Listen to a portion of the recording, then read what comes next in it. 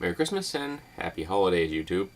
I was thinking about holidays, not surprising, seeing as today is Christmas. And I was wondering, how often do people use holidays in their campaigns? I will be honest, I don't remember ever using a holiday unless it was part of some published adventure might have used. I don't remember ever generating any of the campaign-specific holidays on my own. We did, however, have a number of celebrations, like a carnival. I've used carnivals before. That's a really wonderful way of getting a bit of the exotic dropped into a very mundane setting like a village. And I have used balls with some success, and I'm talking about the dancing variety of balls, not the testicular variety. And in the second edition campaign I ran, which was the Companions of the Crystal Star, one of the main characters was a half-elven male fighter mage, and played by my ex-wife.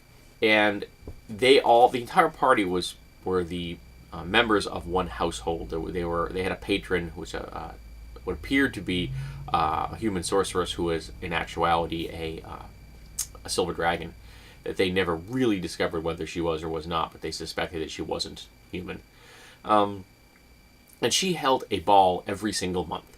And the player characters were not always involved in this. But whenever the player characters were in town, not on a mission somewhere, Tanner, the character played by my ex-wife Taryn, would be put in charge of the ball. Excuse me, it helps my throat. And most of the time she would just give him a theme. And the two themes I can think of off the top of my head at the moment, I think he did this 3 times, was one of the themes was an aquatic ball. So everything had to be sea-based. So he had to do decorations and food, and he had to convince get all the nobles, and the invitations had to all be done up in an aquatic theme.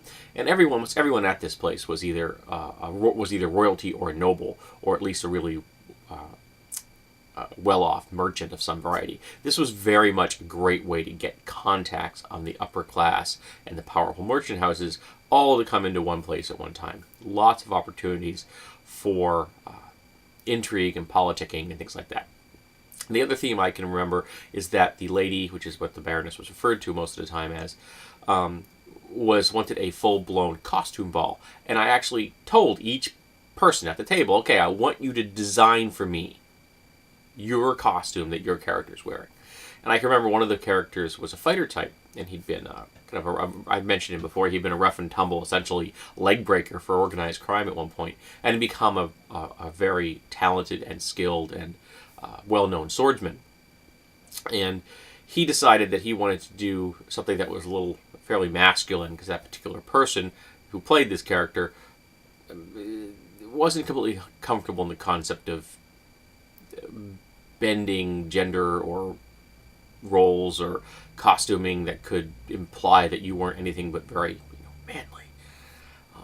He had a few insecurities, so his character had gotten a bear pelt, a full-size bear pelt, and had it made into a bear costume, including functioning claws. So not only was it a costume, but it did mean that at the event he was not unarmed, which was kind of cool. I thought it was clever. But I got everyone really involved in designing their costumes. So when they were in that ball, they had a fair amount of investment of how they appeared. They had a very good idea of what they looked like at that ball, and I was describing all the costumes around them. At that particular ball, he was hit on by a noblewoman and the bear-clad fighter, and he wasn't interested. I described her, and he said he wasn't interested in this woman. But being a fighter type and having no social skills to speak of any kind, charisma wasn't his high stat, but he was very, very good condition. He didn't bow out of that option with her very delicately, and she had a jealous streak and a vengeful streak a mile wide. And it got under her craw, and eventually she actually hired an assassin to kidnap him, torture him, and then murder him, because she's a noble and he was just a commoner as far as she was concerned. So that incident at a ball eventually led to an adventure where he was kidnapped and he was tortured helplessly. He could not do anything to defend himself. And then the rest of the party had to go find him before she succeeded in her task of killing him. So it was quite an interesting link to that ball, which of course the ball itself seemed fairly innocuous.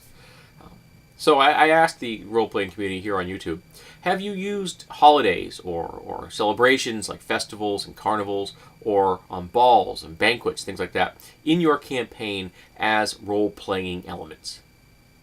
I hope Santa and his elves were good to you this year.